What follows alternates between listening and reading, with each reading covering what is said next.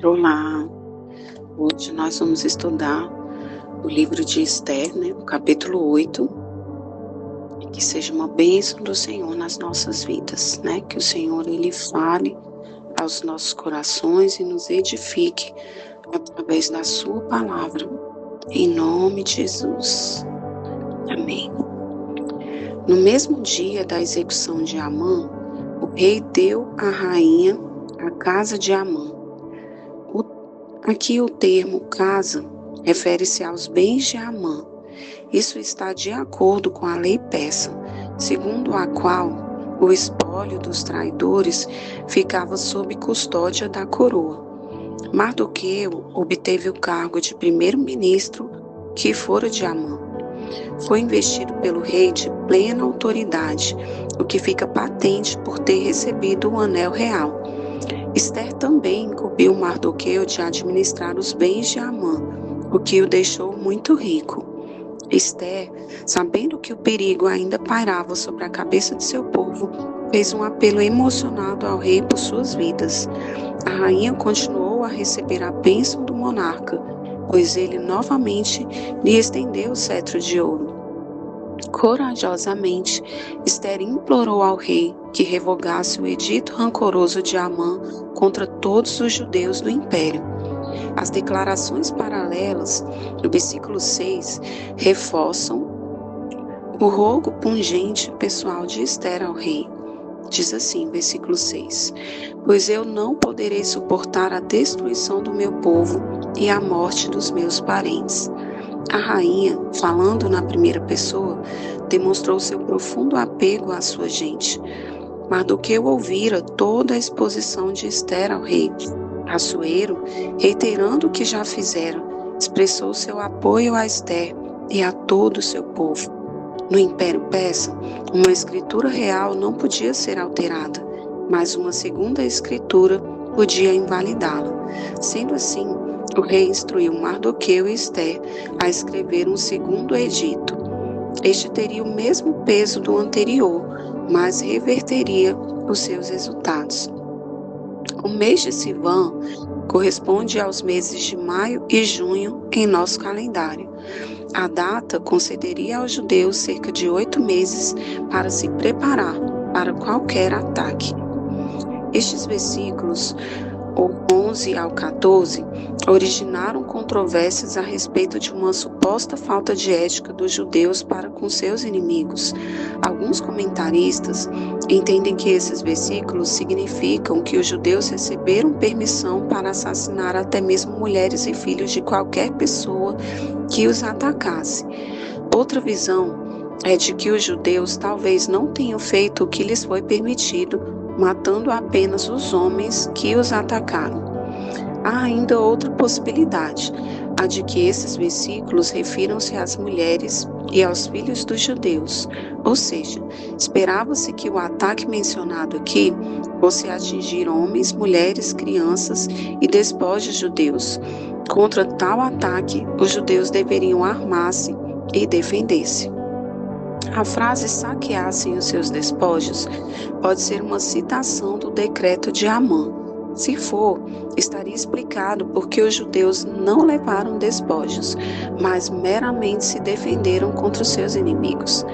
Mardoqueu, vestido em trajes de realeza, foi alegremente recebido pela cidade de Suzã, que incluía tanto gentios como judeus. Os moradores da cidade exultaram com a nomeação de Mardoqueu para primeiro-ministro. A palavra luz transmite uma ideia de felicidade. Podemos observar o contraste bem marcado entre a reação do povo judeu a esse segundo edito, comparado ao primeiro. A realidade de seu livramento também influenciou os gentios do império.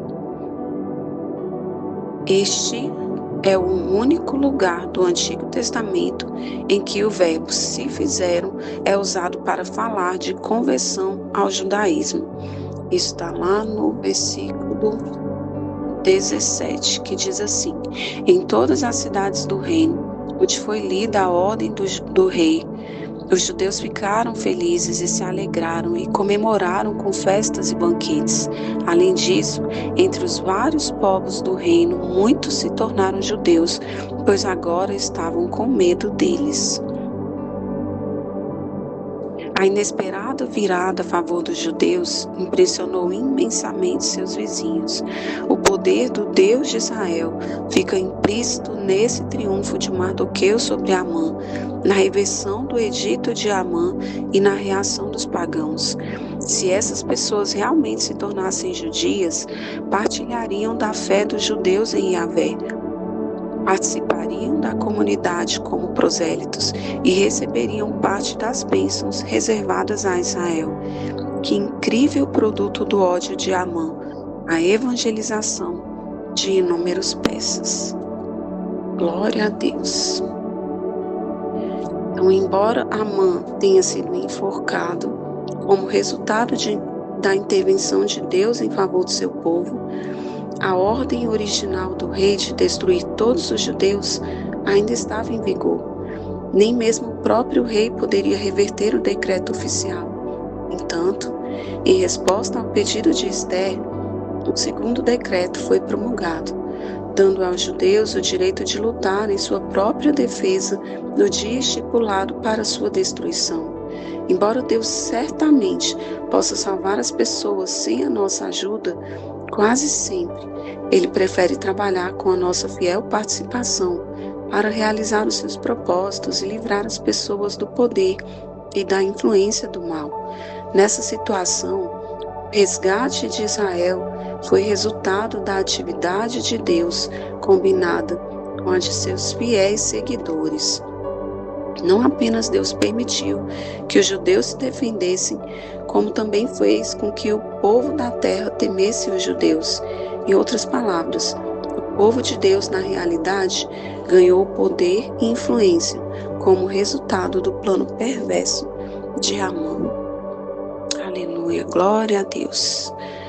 Vamos orar e agradecer ao Senhor por essa palavra, né? Clamar que Ele derrame também sabedoria e direção sobre nós e nos permita, né, agir sempre em favor do nosso povo, da nossa família, da nossa nação.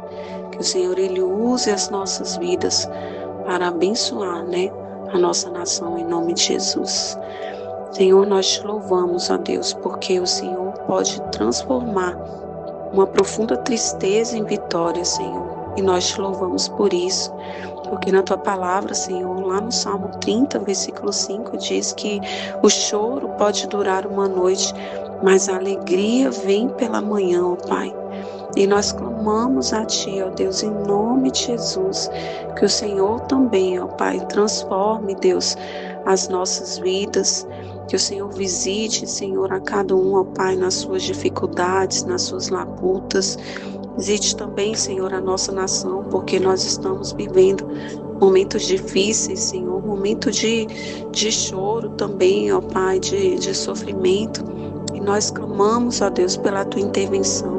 Que o Senhor derrame, ó Deus, sobre nós a coragem, Senhor, para defendermos aquilo que é certo, ó Pai.